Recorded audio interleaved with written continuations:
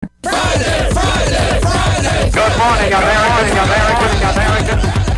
It's Friday. Jonathan Mark, Fridays at 8, here on AM 1480 WLEA.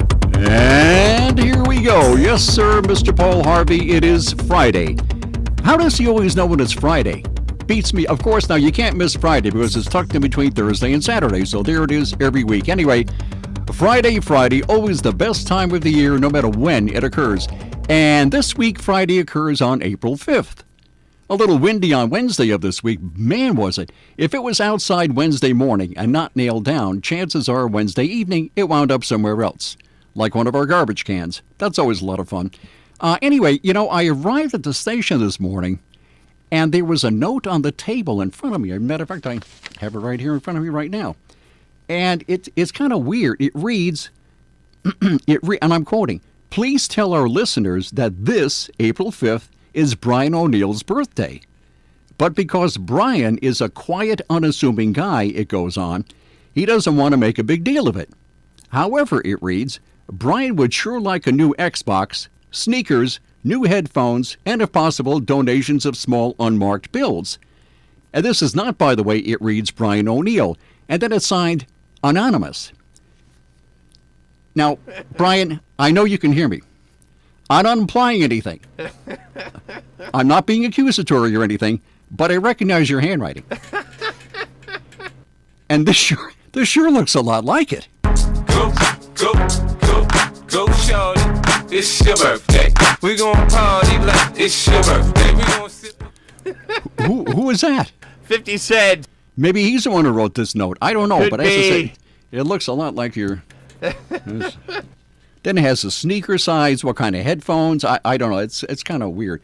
I don't know. Quiet, unassuming, eh? Okay. So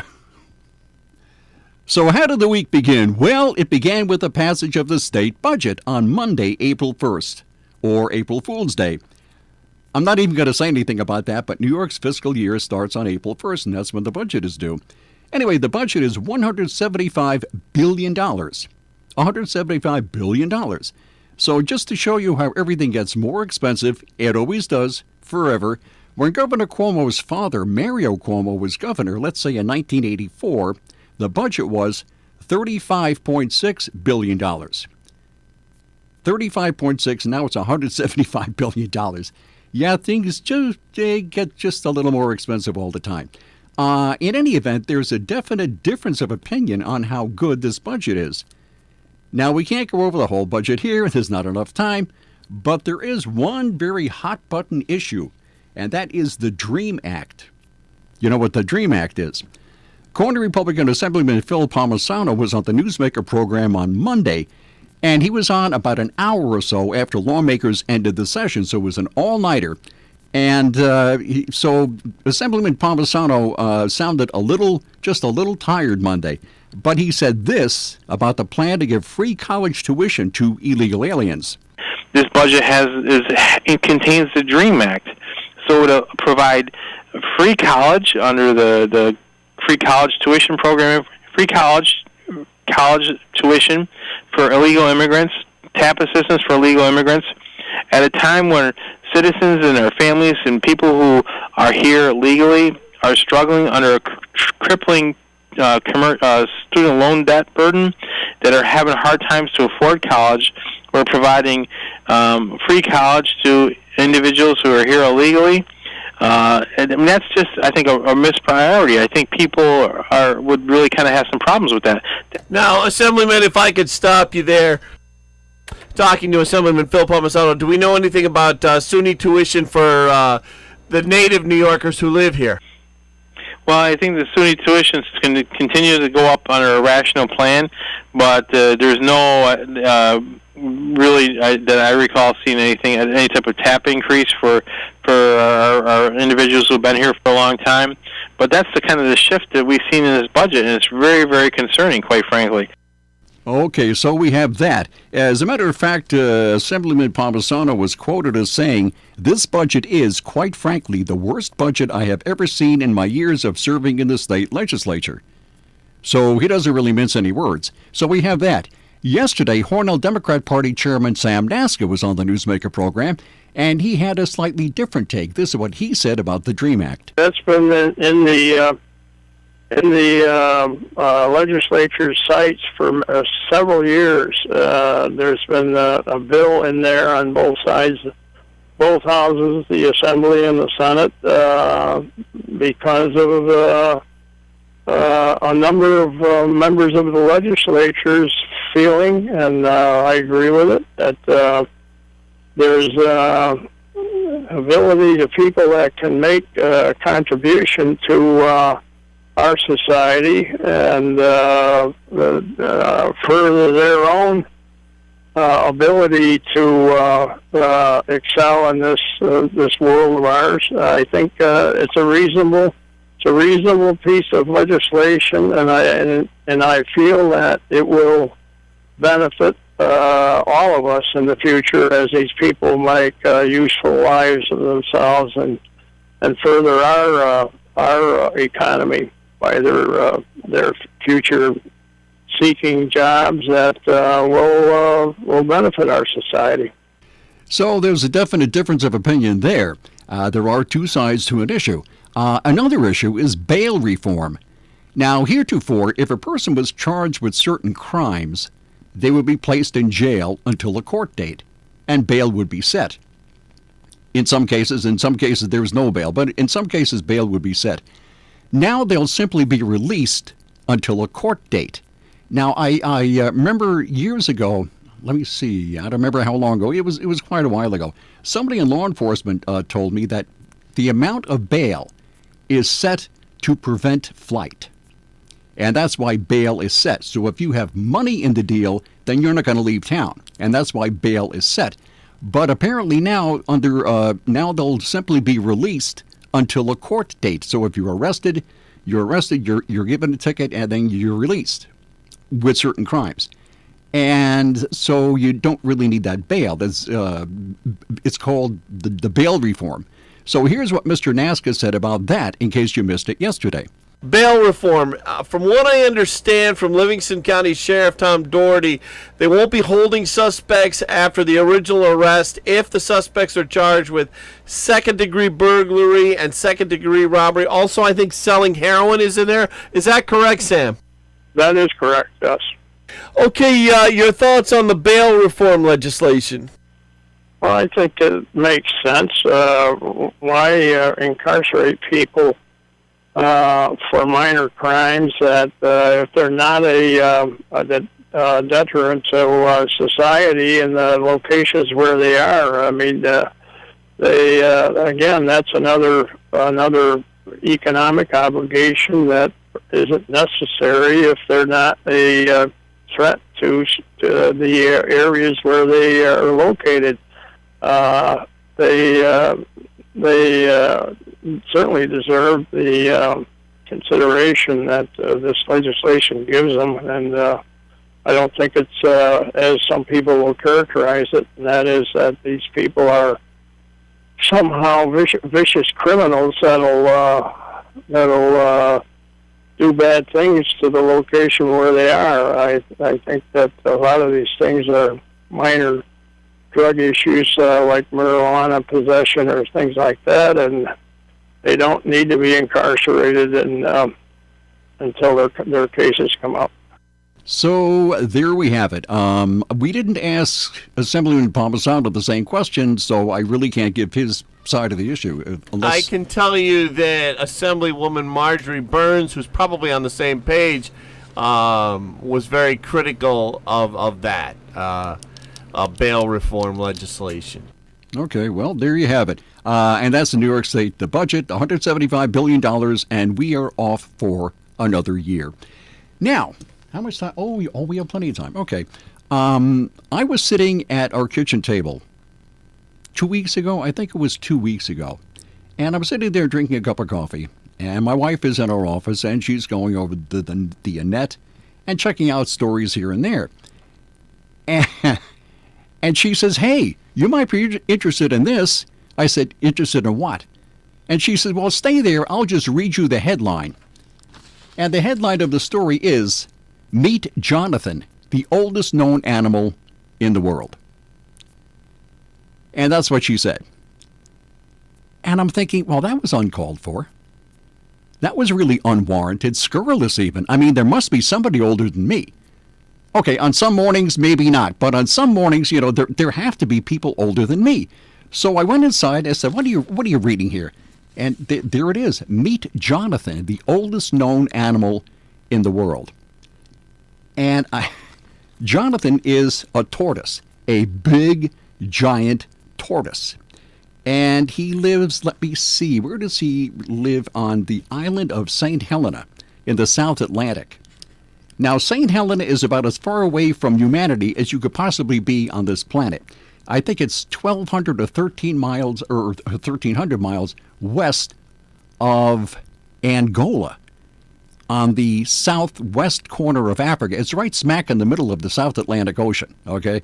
And so that's where he lives. And apparently, Jonathan was born, get this, in 1832. It says here, this tortoise was born in 1832. And how they know that this tortoise is 187 years old, or approximately 187 years, maybe 186 years old. Anyway, old Jonathan is now the oldest known animal in the world. And it says here he's living a relaxing life on the remote island of St. Helena in the South Atlantic, where he's been since the late 1880s. Now, my question is, if he's been there since the 1880s, how do people know he was born in 1832? Very few tortoises have birth certificates. I have no idea. And anyway, what's the difference between a tortoise and a turtle? I'm not even sure. I guess one is more turtle-like and the other is more tortoise-like, I guess. Anyway, so he's been on the island of St. Helena since the 1880s. And how they, as I said, how they figured out he was born in 1832, I have no idea. Teeny Lucy, I'm quoting here, Teeny Lucy, that's her name, Teeny, Teeny Lucy, the chairperson for the local SPCA, is one of his main caretakers. Jonathan lives on the lush grounds of the historic Governor's Mansion, where Lucy and several others visit him throughout the week with veggies. And I'm going to turn the page here, and she said, this is a quote, Jonathan is an icon here. He's a grand old gentleman who has seen it all. He landed on St. Helena in 1882 as a full-grown adult. And he has seen generations of people come and go. And Jonathan's longevity has certainly surprised a lot of people, Lucy said. He's the oldest member of his companions at the mansion, who consist of 3 other giant tortoises. The second oldest tortoise is his friend, 80-year-old David. So Jonathan has a friend, David, kind of a biblical thing there. And it also says Jonathan is likely fully blind, but he makes his way around very well. He typically spends his days lounging in the sun, munching on grass, and relaxing with his tortoise friends. And there's another photograph of him relaxing with his tortoise friends. It's a very calm life for someone of such status. He's so popular that his portrait is even on the back of the small island's 5-pence coin. So this tortoise is on a 5-pence coin or something. So it says, this is a quote, being the oldest land animal in the world, he has almost royal status here, Lucy said. He is dignified and interacts in a friendly way as long as people move slowly around him. I'm kind of the same way myself. We are all very fond of him. And that's it. Okay, we got to go to... Oh, well, maybe we'll finish this later, or maybe not. I don't know. Anyway, we'll be back. From the Fox Sports Studios in Los Angeles, here's Eddie Garcia. In the NBA, 3 games on the schedule, with the Bucks beating the 76ers 128-122. Milwaukee star Giannis Antetokounmpo had 45 points to win as Milwaukee improves to a league-best 59-20, and they have clinched the number 1 seed and home court advantage throughout the Eastern Conference playoffs. The Warriors are on their way to wrapping up the number 1 seed in the West. They beat the Lakers easily 108-90. Golden State leads Denver now by 2 games for the best record in the top seed in the Western Conference playoffs. Kings over the Cavaliers 117-104. In the NHL, the Penguins beat the Red Wings 4-1. Pittsburgh clinches a playoff spot with that victory. Hurricanes down the Devils 3-1. Carolina clinches a playoff spot with that win. And the Avalanche in overtime get by the Jets 3-2. Colorado clinches a playoff spot with that victory. In baseball games of note, the Braves beat the Cubs 9-4. Chicago's lost 5 in a row and are now 1-5 on the season. The A's beat the Red Sox 7-3. Boston, the defending champs, fall to 2-6 now on the year. And here we are. We have Rob Carolyn on the line, I believe. You would be correct, Jonathan. Very good. I believe a lot of things, and this is one of the things I believe. Rob is on the That's line. good. That's good. Well, so far this morning, we've had rain, freezing rain, and sleet. And for all I know, it's snowing out there now. Who knows? So what's the weather looking Well, like? the good news is, Yes. I was going to say the good news is the worst the weather will be this morning, and then as temperatures get milder later today, Jonathan, things will improve. The reason we're seeing kind of that mixed bag of precipitation this morning is the fact we've got two things going on. We've got warm air moving in aloft. We have cold, dry air at the surface. So as the precipitation is dropping from the clouds, some of it's evaporating, and that has the tendency to cool the air a little bit and allows that sleet pellet to make its trip down from the clouds above. It also has a tendency to drop the temperatures. We meteorologists refer to this as evaporative cooling, and it does figure into the forecast for a while this morning.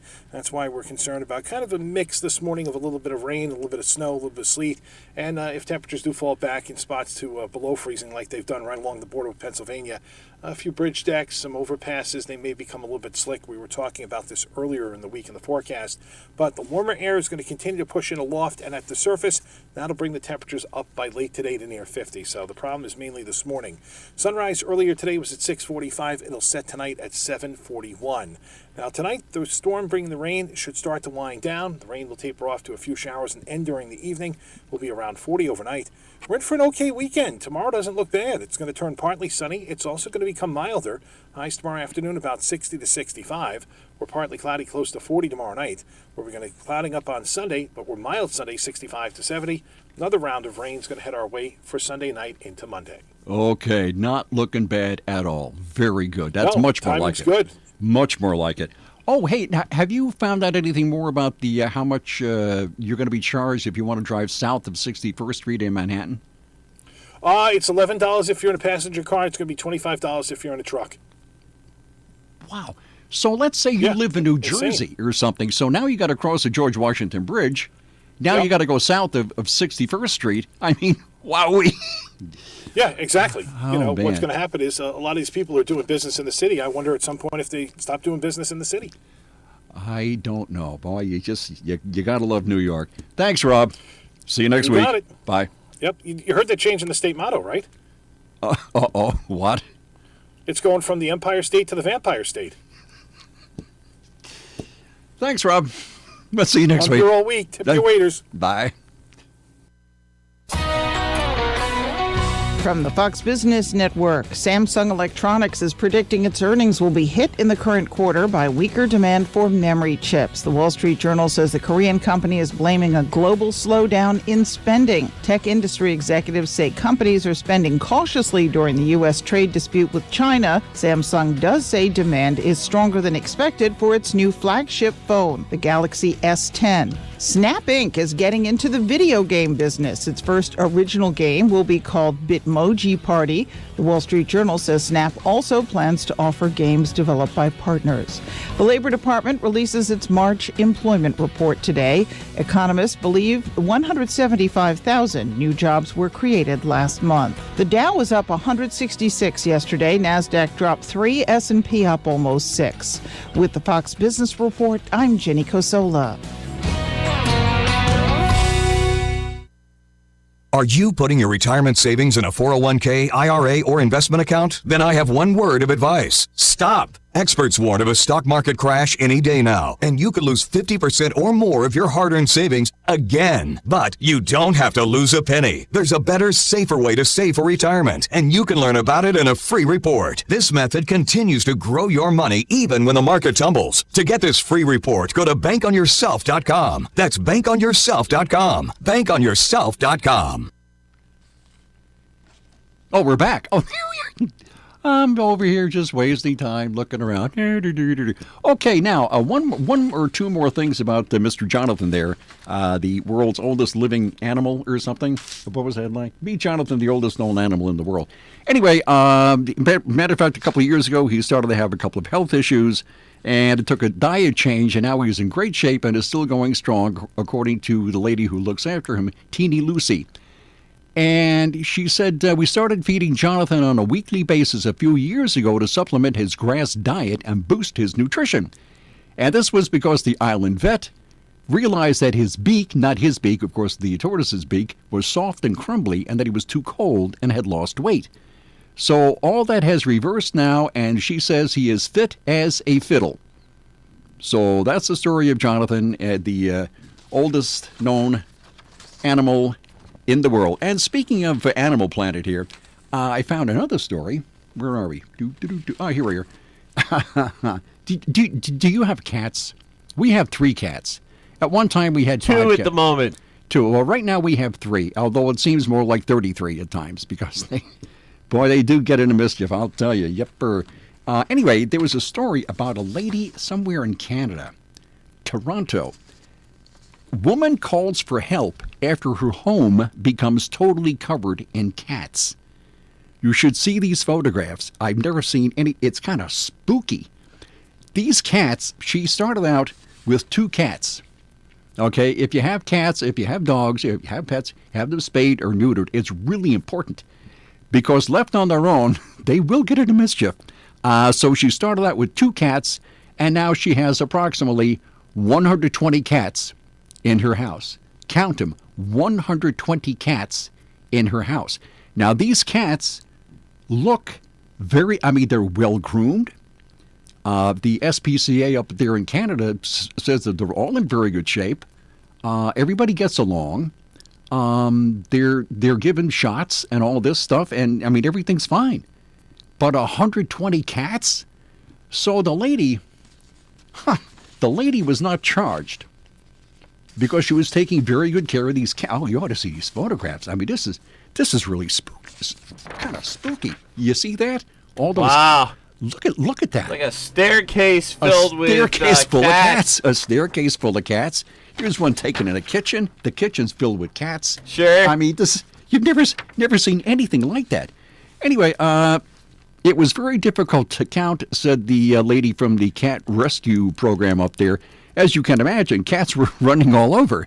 It turns out there were about 120 cats in the house, but of course, because they run so fast and they hop around and stuff, they, hard to get an accurate count of how many cats are in the house. So the moral of the story, I guess, if you have a cat, have it spayed or neutered, or you'll wind up with 120 cats in your house. Imagine feeding 120 cats. You're sounding like Bob Barker here a little bit, Jonathan. Bob Barker, why? That's how he closed his game show. With cats? Remember to have your cats spayed and neutered, he would say. No, I didn't know that, really. Well, I think it'd be a pretty good idea unless you want to wind up with 120 cats running around your house. And let me see, maybe one more on the Animal Planet theme here. So, where was this? In India. This guy found apparently these squirrels who have never been seen before. This squirrel is gigantic. These are monster squirrels. And it isn't like your ordinary squirrel. This squirrel is colored red-violet, blue, tan, white, and rust, and variations of the colors. It looks like a watercolor thing. This thing is gigantic. The average squirrel is approximately 20 inches from nose to tail. This squirrel is 36 inches. That's this long from nose to tail. This thing is gigantic, and it's called, oddly enough, the Malabar giant squirrel. And apparently everybody's all amazed by this stuff, and this photographer, oh boy, Kaushik Vijayan, has taken a bunch of photographs of these things and deep in the forests of India. And apparently nobody's ever seen these things in their native habitat or something. And you really ought to go see this. It was on Fox News, as a matter of fact. So a 36-inch squirrel. That's a big squirrel. I mean, really, as I said, this was going to be sort of an Animal Planet type theme here. And they're always going to tell you about the bear. Oh, I guess that'll wait till next time. My encounter with a bear. That was fun. Yeah, okay. I'll see you next. You ran into a bear. Almost literally. Whoa! Almost literally. He was closer than you are to me. Yikes! Yeah, that was a number of years ago, and that'll be a lot of fun. I'll start off with that next week, unless something amazing happens in between. Okay, bye.